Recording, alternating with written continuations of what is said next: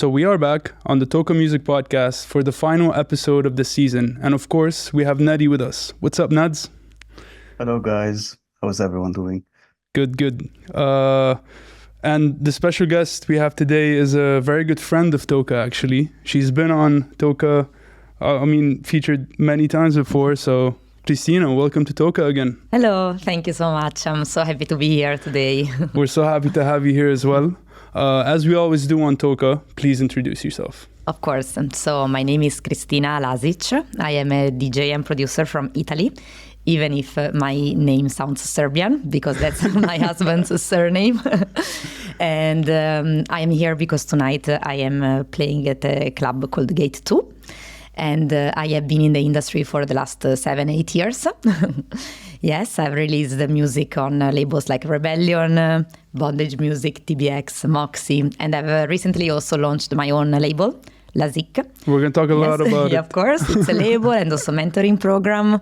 And I'm very happy to be here today to answer any questions. Likewise. We're very happy to have you, Christina, here on TOKA Music. I think the last time we got in touch was in 2022 when we had our web interview with you, our 14 Facts feature. Mm-hmm. And actually, ever since, me and GBS had a very close eye on you. Because we loved your music, to be honest. It was super special. Yeah. Exactly. And I just want to say that if I were to be a DJ, I would play exactly what you play. Oh, thank you. I feel honored to hear these words. You have to understand, we love your sound. He always sends me your music. He always does. He's like, she just hits the jackpot. For me, personally, she hits the jackpot. It's true, actually. So, we're happy to have you here. Thank you for being here, Christina. Yeah, really. Thank you. We wanted to know, how has it been since actually we last interviewed you? Since March 2022, it's been a ride for you. Yes. Well, a lot of things have happened. So first of all, I became a DJ full-time. Since last May, I have left the typical corporate job after more than almost 15 years working typical office scenario, and now I'm doing music full time. And I always had this dream of dedicating myself to music and launching my own project. So the last 2 years have seen me focusing a lot on producing a lot of music and working hard to establish my artist profile. And I think that now the results are coming. The results of all this work, with a lot of releases that have happened, the label that has launched, and slowly the artist profile getting established. And I'm gonna have a very busy summer. So yeah. Well, we're really excited for your summer, to be honest. Speaking of performances, who's one artist you would love to play back to back with? Yeah, my favorite artist is Enzo Siragusa. So he's originally from Italy. He's based in the UK. I've lived in London for a long time, for more than 10 years. I also have a British passport, even if my Italian accent is still there. Wow. And so I grew up basically getting a lot of influence from all the British parties.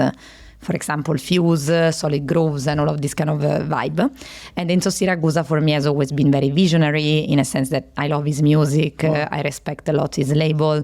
And now, for example, he has just gone through a series of events that are going back to the small clubs rather than big clubs. And he has a very huge follower base in England. So I've been very much influenced by him, and I would love to play back to back with him. That's amazing, really.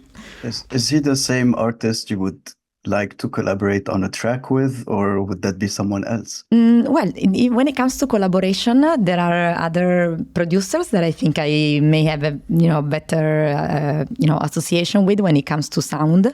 For example, Traumer is a producer that many people say, you're like a female Traumer.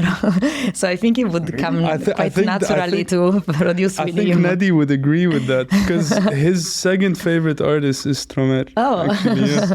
That's actually true. I'm surprised you're really mentioning his name. So yeah. Yeah, I love his sound because it's very hypnotic, but very groovy. And I think we have a very similar style of production.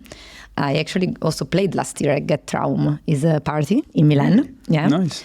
And really many people associate us. I mean, of course, he's Traumer. I'm not, doing yet what he's doing. Or You're on the right track. But I think we are quite similar, and a collab would be very nice. Yeah, I totally agree, actually. And actually, last time I visited Dubai, which was a few weeks ago, we watched him play in, I forgot at the name of the place. 25-hour hotel. Yeah, room 3. He was really purely just amazing. Yeah. Very nice. You could feel the difference in energy when he goes on. It's just the songs. It's just the groove. He's that really, is there. really good. Yeah. Really good. Yeah, the groove is amazing.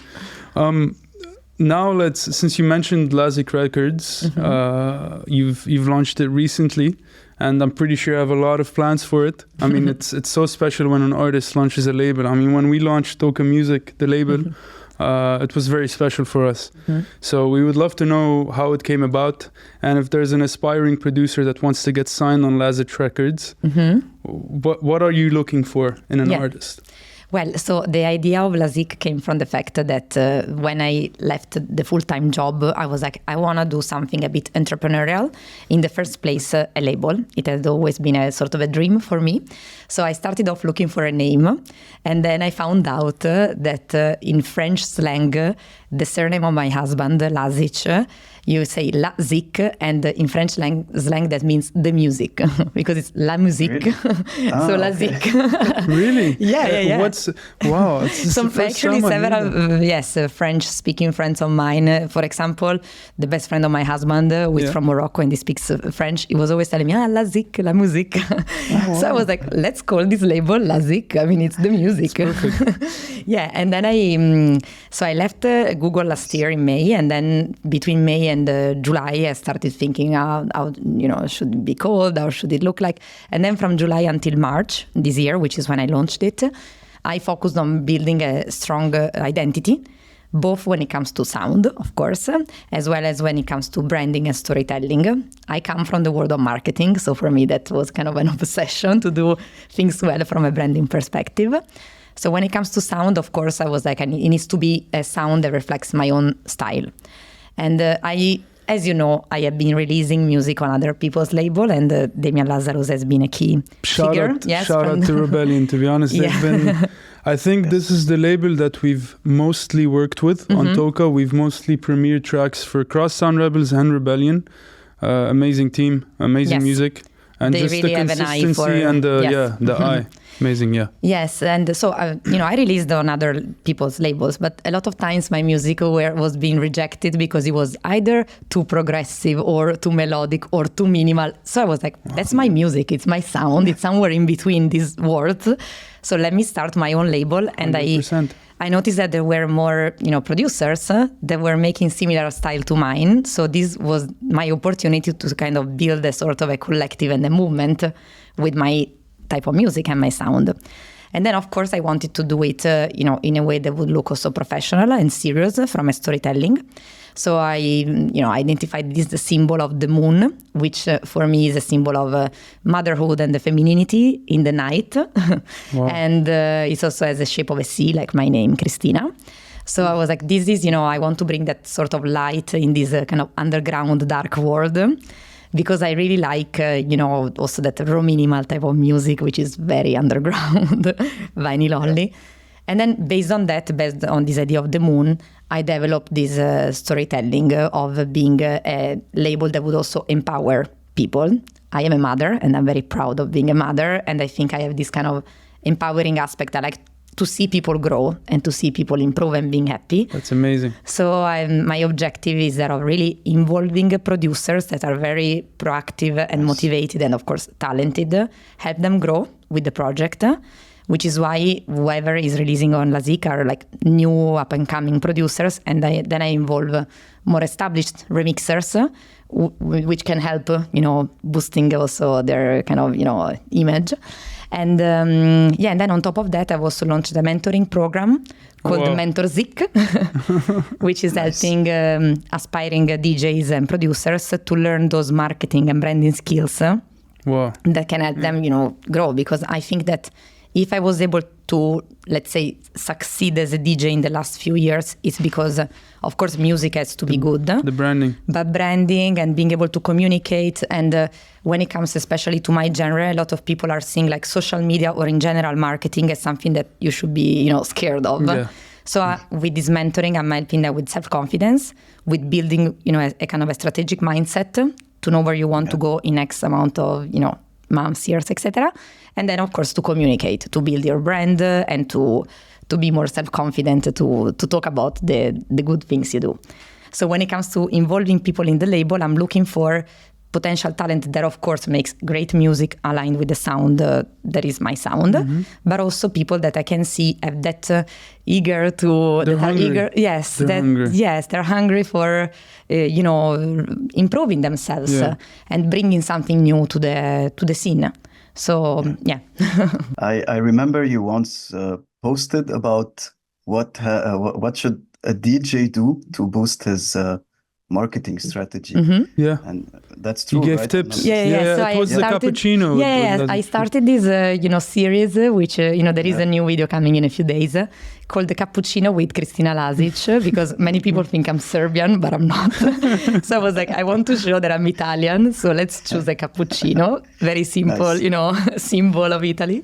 And so it was either cappuccino or pizza. The cappuccino was easier.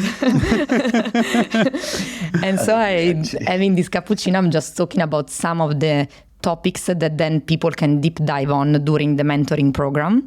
And now the mentoring is, based on a course, but it's going to become a platform soon from July where people can actually access some content. Wow. So, the idea is that of really helping the industry with the skills that I've kind of developed, with my job at Apple and Google in the last The scene is really long time. is really missing people like you. I have to say that because I work in the marketing field as well.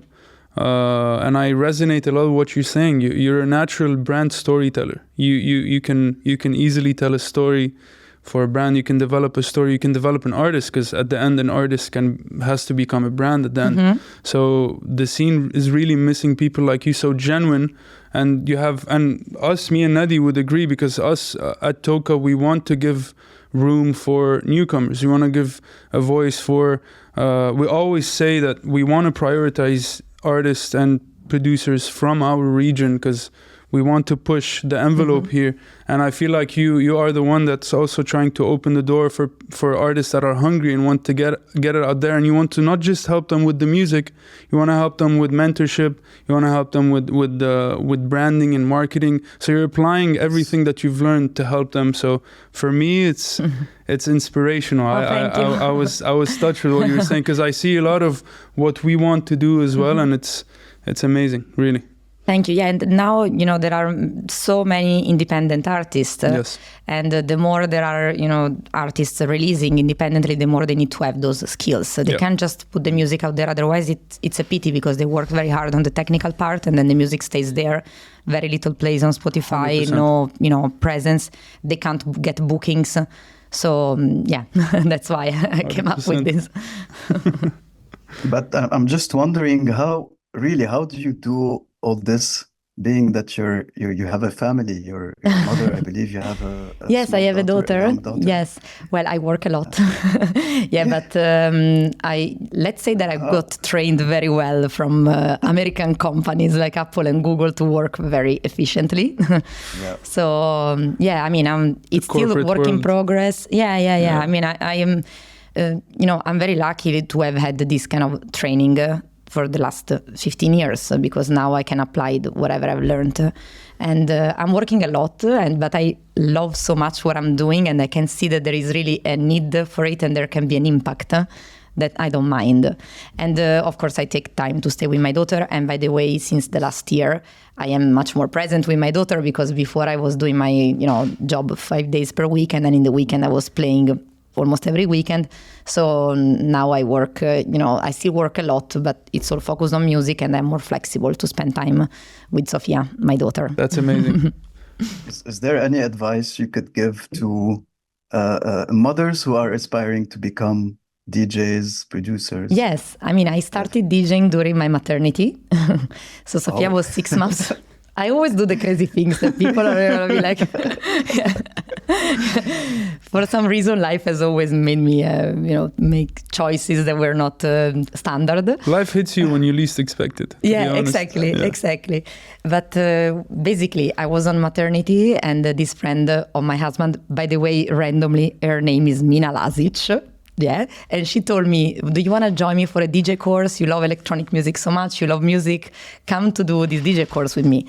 And I was breastfeeding because Sofia was just 6 months old. So this DJ course was very far away in London. So I found another school, which was more convenient for me, considering my limited time. And then when I started this course, I was like, I've always loved music. I've always played the piano. I've always been, when I was a teenager, I was writing music, and I made a CD that stayed there in the corner somewhere, and I never pursued this career. Now the time has come to try to do it. So 7 years have gone by, and I'm doing this full time. And my advice is to not think that having a kid will, of course, life changes, but it's not that life is over. Actually, for me, a new life I was also reborn myself by having Sofia. So I'm thankful to the fact that I had, I had her. Otherwise, I would have not been on maternity. I would have not had my mind free from the typical million things that corporate life requires you to do. So this allowed me to become a DJ. So my advice is that of not being scared. And also, I think that the world has changed, and it's nice to show that if you have a passion, you can try to pursue it. Yeah. And that's the example I want to give to my daughter, that whatever she wants to do in the future, I'm going to be supportive of that. Also, to add to what you're saying, I mean, you started this journey 8 years ago. And this it shows that it's never too late, to be honest. Exactly. It's never too late. And look, in 8 years, you've done so much, and in a time where you had a job at Google and Apple, and you're a marketing consultant, and you're a mother, beautiful mother. Mm-hmm. So, wow. It's never too late to start. It's never too late, and I have some mentees actually. Some of my students, they have raised this question: what do I do? I'm too old. You're not old. I mean, I remember discussing this with my husband once. Never too old. He was telling me, come on, look at Damien Lazarus even, he's 50, I think 51, 52. His label is 20 years old, so it means that he started after 30, or around those years.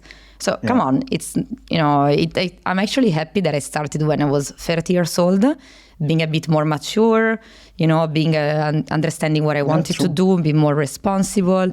So, being also more, wise and educated from a music perspective. So it's never too late. And, in Italy, we drink a lot of wine, and the wine is always better. So same applies to DJs. Yeah. That's a nice way to put it.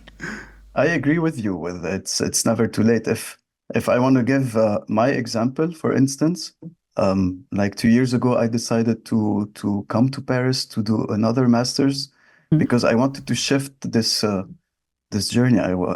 I was an architect. I love it, but I didn't feel like working in a company as an architect was for me. Mm-hmm. And so I did my research, and I did another master's in UX design. Mm-hmm. So I was a 31, now I'm 33. I was a 31-year-old student with students who are 21, but it never affected me. It never, I don't know, maybe someone else, it would affect them.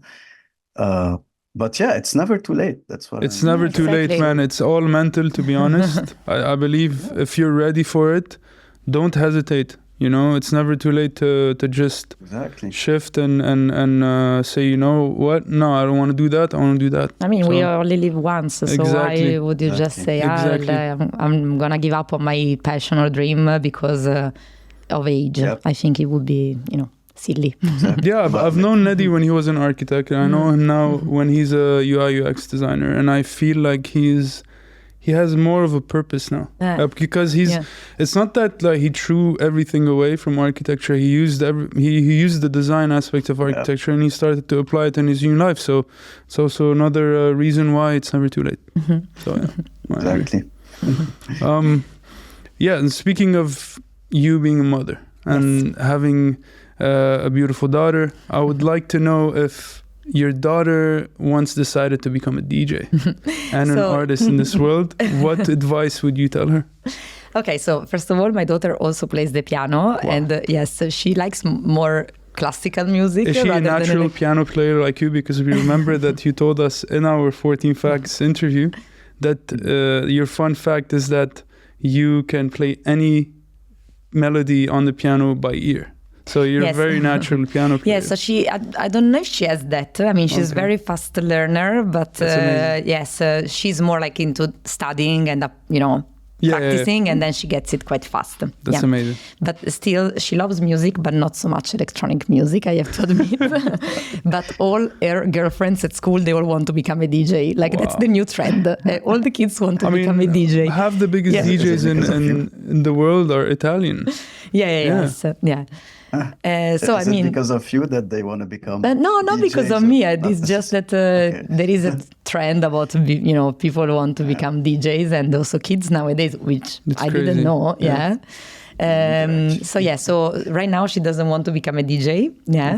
But whatever she wants to do in the future. There was a period she wanted to be a hairstylist, so I'm like, perfect. I mean, we're in Milan, the city of fashion, hairstylists are perfect. I mean, whatever she wants to do, I'm going to be supportive. Wow. Yeah. If there's an advice you would tell her, let's say she wants to venture into any career, one very essential advice you would like to tell her, what would it be? Yes, I like a lot the fact that you mentioned the word purpose before. I think that if you have your purpose, then you can really excel at something, not in a competitive way, in a way that really makes you happy, and you can give to others something that is good and that's a good impact once you have your purpose. So my advice is to try and look for your purpose and try to make it your job. Amazing. All right, now let's jump into the region here, because you're playing tonight at Gate 2. Yes. Shout out to our friends John and Paul. We just had John on the podcast not long ago. I just want to say that I am extremely disappointed that I will not be watching you play tonight. I know. And actually, I never watched you play. Are you playing in Paris soon? Paris may happen. Yes. If it happens, I will let you know. I definitely am playing in France in this chateau on Bastille Day on the 14th of July. So I don't know if you're going to be there. I can send you the information. It's actually a festival organized by one guy that is based here called the Rev Festival. I don't know if you know, in Clément is also coming tonight. Anyway, so I'll be in France then, and something may come up in Paris, but it's not confirmed yet. Really hope so. Really. I will let you know. Because actually, if I remember correctly, maybe a year ago, you posted something about which country do you come from, or something that has to do with countries. And I asked you, are you coming to Paris anytime soon? Like, no, it doesn't seem like I'm coming anytime soon. I hope it's going to come. I really hope you come to And I think this is when you said yes to Dubai. And this is, I think, when we spoke about having you on the podcast. I think this was the time. Yeah. No, nice. True. No, but yalla, man. 14th of July. Don't miss it, bro. Yeah. Soon. Yeah, so the region here has been growing, and like the electronic music scene has been growing here, and I think they're also trying to find like a purpose with the sound here, because they're experimenting and everything. How would you compare the MENA region? I think have you played outside of Dubai in the Middle East? Yes, I played in Saudi Arabia. Maybe. I played in Riyadh at XP. Yes. Which is the conference by Middle East. It's the hottest conference in the region, to be honest. Yes. Yeah. And then I came also this February and I played at Alula, again with Middle East. Isn't it beautiful in Alula? Oh my God, it's one of the best trips I've done in my life. The scenery is amazing. Yeah. And I love the Middle East. Like I feel now here it's the best. It's the place which is growing the most, where people with the know-how can really bring their expertise and make the industry grow.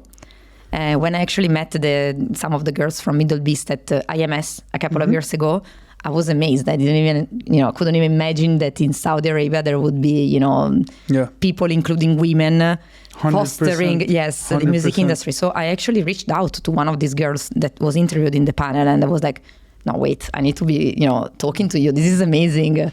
And that's how I started Are collaborating they with them. No, Nada, this girl, she's the strategy director at Middle Beast, and we became friends. That's nice. And now we're friends. And then there was another girl from the Middle Beast team, but no DJs. But there were also some DJs, by the way, from their team, also females.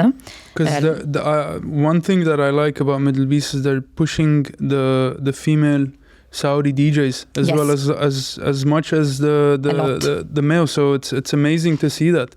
There's a lot of DJs coming out of Saudi and the region in general. But Middle Beast is really jumping on that and putting a lot of effort and support. Yes, and for me, meeting them was a wide-opening experience. I was like, there is progress still out there because Europe is... I mean, I'm proudly European, but there is a lot of saturation. Yes. It's very difficult to build something. And I have this, kind of proactive attitude where I like to build things. And I can see that this is the region where things are going to happen. They're already happening and they're going to happen. So it's one of the places that I'm considering, by the way, to move to eventually. So you may see me here soon. Yeah. Yeah, no, it's how would you compare it to Europe? Yeah, I mean, again, the people there is an underground scene, which I've seen especially in Riyadh, which is already there. People are, hungry for music and for, just unleashing through music. So, but there is also a big portion of people that need to be educated. Yes. So I think there is this kind of interesting, brings a lot of, when there's a lot of people that are curious and want to be educated about music, that's when you build a solid scene, because you want to okay, so let's bring that sound. When you experiment a lot, I think the scene is gonna be built. So I believe and also tonight at Gate 2, I reached out again to the guys, to Paul and John. I was like, guys, what you are doing is amazing. No phones, no heels. I was like, 100%. wow. Yeah, that's exactly what I like to educate people about, the fact that you can be raving, because that's the way I kind of grew up. I moved to London when I was 18 years old, and I grew up with all that minimal scene, which shaped me and my taste. It was very underground. There were no VIP tables, no Instagram, it was, only music talking. Yes. And that's why I like, for example, Soundwaves as a festival, because that's the vibe you see there. So to see it happening in, Saudi Arabia with Middle Beast, or here tonight with Gate 2, for me, it's fantastic, really. You need to go to Beirut as well. Yes, I would love to go. We need to get Christina to Beirut to play there. Hopefully soon. Yes. If you had to, if you had to do a showcase for Lazic Records in a city or in a club somewhere around the world, can you tell us where you would choose? Actually, that's a good question, because there is a showcase in the making. It's happening in 3 weeks. In Paris. Well, it's happening in Milan because I'm based there. Look at his eyes, please. In Paris.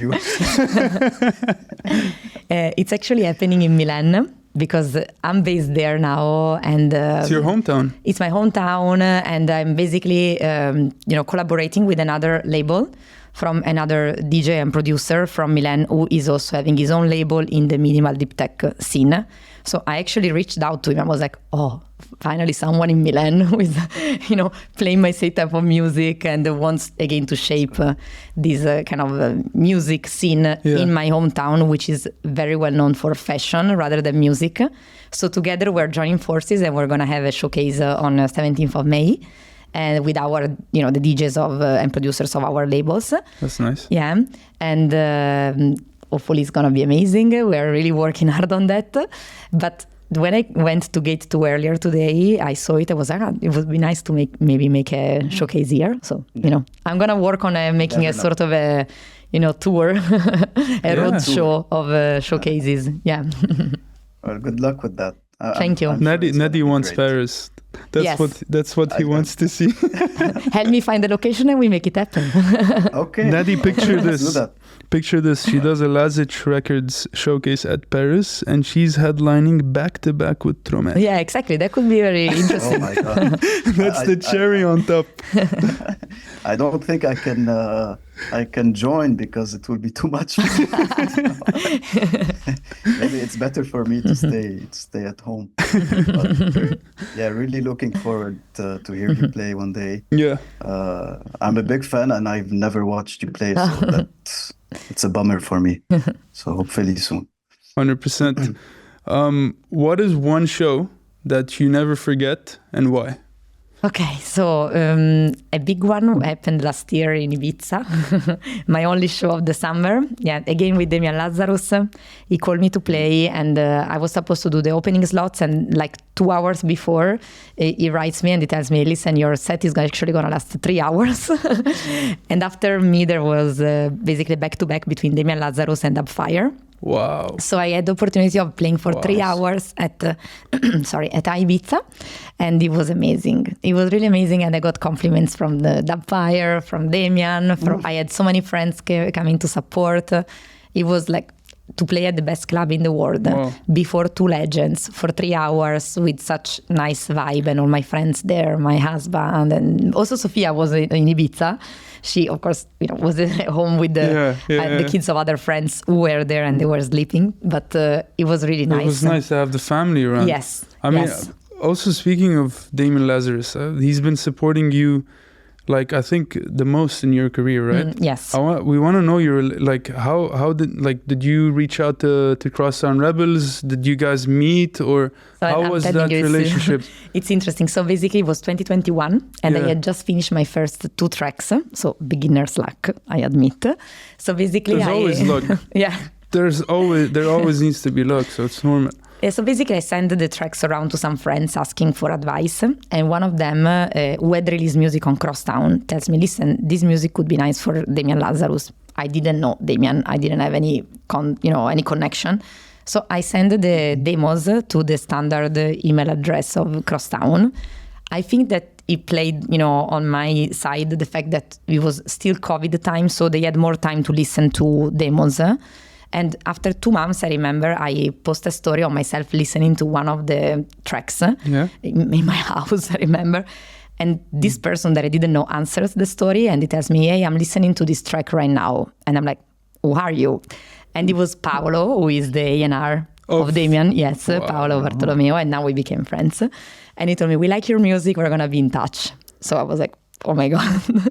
And then after 1 week, Damian followed me on Instagram, and they told me, "I like your music, we're going to release it." And then after, the release happened, I sent him more music. And this surprised me. He told me, "Let's have a Zoom call."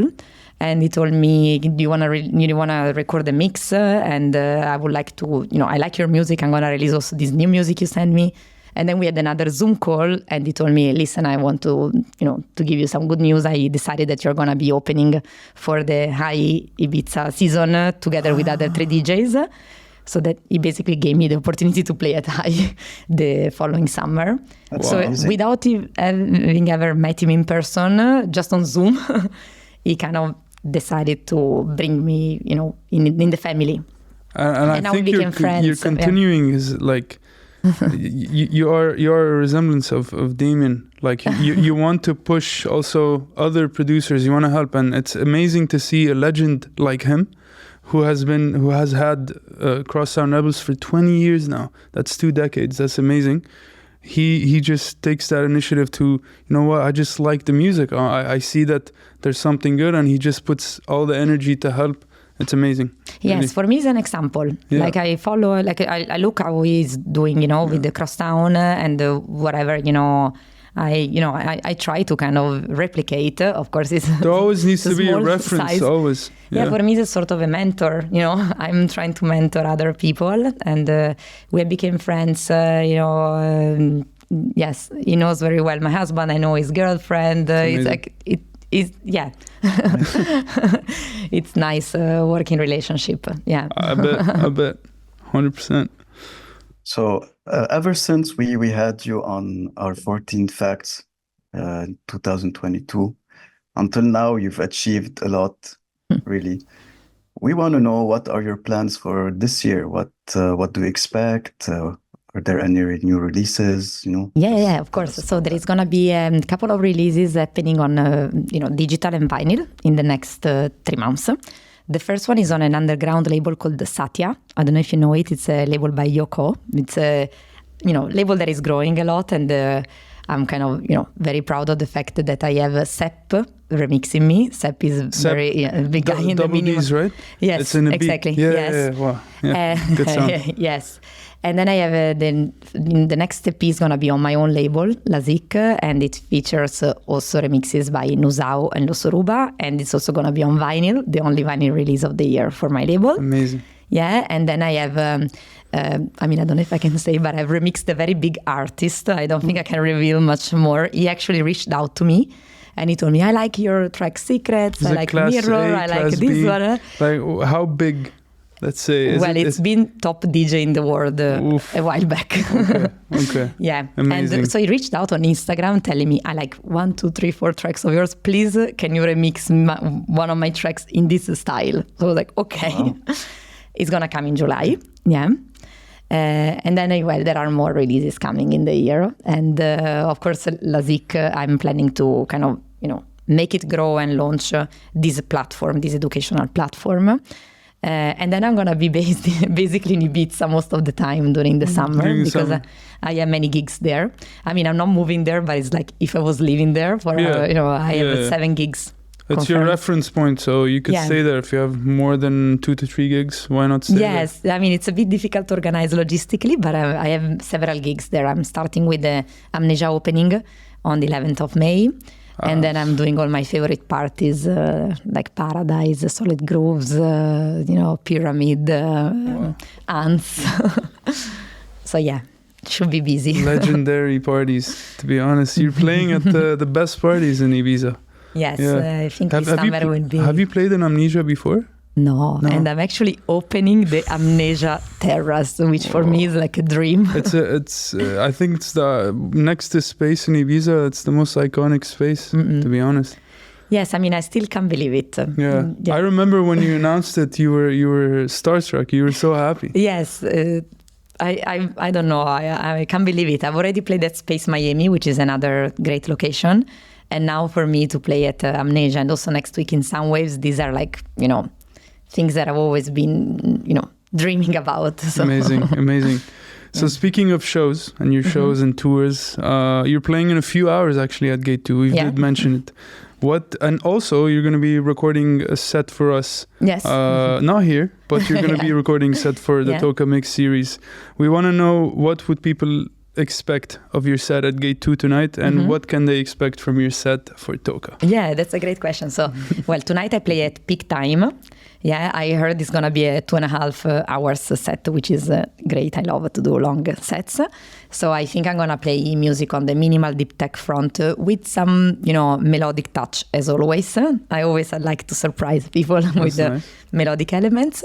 When it comes to the podcast for TOKA, I think I'm going to be going more on the deep house front with a lot of Lazic stuff. Nice. Yes, I've actually already prepared the track list, and I would like exclusives then. Yes, I'm gonna include some unreleased things from the label, both from myself as well as the producers involved. Nice. Do you still remember when we asked you 2 years ago what your superpower? What would you choose as a superpower, and why? Do you still remember your answer? Was it? It's 2 years ago. I don't blame. I remember. Was it organization? No. No. Do you remember, GPS? Yeah, I remember. Oh my God, I don't remember. It's one of the most common superpowers that a lot of DJs ask maybe for. to connect with the dance floor. No. To understand I'm going to give you your answer, okay? Yeah. I'm quoting you here. Yes. Teletransportation. I have a deep desire to visit every country in the world. Yes. Our planet is so beautiful. But I feel like one life is not enough to see it all. I'd love to have teletransportation superpower to speed up traveling and visit even the most remote places, like Fiji or Easter Island. Easter Island, what's that? not. Easter Island is an island in the Atlantic Ocean, Yes. in the middle of nowhere, with those kind of rocks with the shape of the human. Yes. Yes. It's a beautiful answer, actually. One of my favorites, because usually artists, they just answer Teleportation. simply. Yeah. Like for me to travel easily as a DJ, flights are very tiring, which is very understandable. But your answer was quite different. I was wondering if 2 years after, do you still choose the same superpower, or do you have a new one in mind? Yeah. I definitely choose it because yesterday, after almost losing came my from Mexico. connection, yesterday I Really? flew from Mexico to Atlanta to Paris because of a French strike, typical. I basically almost lost the flight. So I was running to the gate. I got to the gate, like totally sweating, and my luggage didn't make it to Dubai. It's coming tonight. So I definitely need teletransportation powers also for my luggage, by the way. No, but it's something that I still resonate with, and that's one thing that makes me so happy that now I'm traveling for work, and I was in beautiful Guadalajara yesterday, basically, and today I'm in Dubai. And the more this journey is gonna develop, the more that will become the normality for me. And I realized that when I had a coffee with the other mothers from my daughter's school like a month ago, and they were talking about, their daily life, and I had just come back from Miami, and the day after I was leaving for somewhere else, and I was like, that's my life now, and it's what I wanted always to live out of music and to travel. Yeah. So, yeah. It's so genuine. I love it. Yeah. Nads, before we wrap up, I want to know if you have anything else you'd like to share with Christina. They're really, really such a pleasure to have you today. Like, I can't believe we're having this conversation right now. And I'm super excited that you have a date for Paris, even if it's in July, a couple of months from now. But I would really love to watch you play. Thank you. I'm sure it's going to happen soon. And I'll try to make the Paris gig happen. We want her in Beirut as well. We'd love to see you there. Beirut is a place that I've been wanting to visit for a long time. You should visit, even if... I think when we first discussed, maybe you said that you might actually visit Beirut just for... Did you mention that? Yes, but it hasn't happened yet. I would love to. Yeah. If you ever visit, and even if we're not there, we would send you the guide to let you know what to do. Beirut Lebanon is a buzzing country. You would love it. You would love it. Anyone I've met from Lebanon so far has been incredible, so I have no doubt that it's going to be nice. We're cool. Lebanese people are cool and nice. Yes. Christina, thank you so much. It's been a pleasure talking to you. Really inspirational for me personally. Thank you. I was very inspired by this talk, and we really look forward to all your endeavors, all your projects. Big congrats on Lazic Records, and thank you so much. Thank you for inviting me. I had a very, very nice conversation with you. It was fun. Hope to see you in person soon, and hope to see you tonight. We'll try our best. We'll try our best for sure. Don't do this to me. Don't do this to me. No, that's not nice. I expect videos every 2 minutes. Okay. Yes. Where could people? It's Magali. Magali, I know you're there. She will take but Mags would take videos of all your sets. Where could people follow you on all socials? Instagram, yes, and then SoundCloud are my main channels. Cristina Lazic on Instagram. Yeah, absolutely, yes. I'm trying to use TikTok, but sometimes I remember, oh my God, I need to post on TikTok, and I post on TikTok. I'm not the best TikToker. You can also follow me on TikTok if you want. That's growing quite slowly because of my negligence and not perseverance into posting regularly. But I'm trying to make it better. YouTube also, yes, I'm making a bit of an effort lately to post on YouTube. But Instagram and SoundCloud are my main channels. Nice. And about your mentorship program, where let's say there's someone who wants to sign up, how can they sign up? There is a Lazic Records website. Okay. Yes, and there is also, of course, Instagram. There is also YouTube. So yeah, you can. They go on also Lazic SoundCloud. Yes. Okay. All nice. of these platforms, they have the links to apply. Perfect. And as I mentioned, the platform is getting revamped shortly. Okay. So now it's a bit scrappy, but it's gonna get more structured soon. Okay, congrats on that, and yeah, make sure to like, subscribe if you like this episode, comment down below. I mean, that's a wrap on the season of the TOKA Music Podcast, the second season. It's been a beautiful season. I'm very glad also Nedi could join us on the highlight episodes. And we look forward to season 3, and hopefully we'll have you again. We'll follow up on that discussion. Yes, with pleasure. Make sure to go to www.tokamusic.com for all the latest. Again, we've recently revamped the website and it looks super fresh. So we have all the interviews there, all the releases, all the mixes. We hope all of you guys can have a beautiful summer, because it's going to be out in June. And yeah, thank you guys. Cheers. Great. That's a wrap.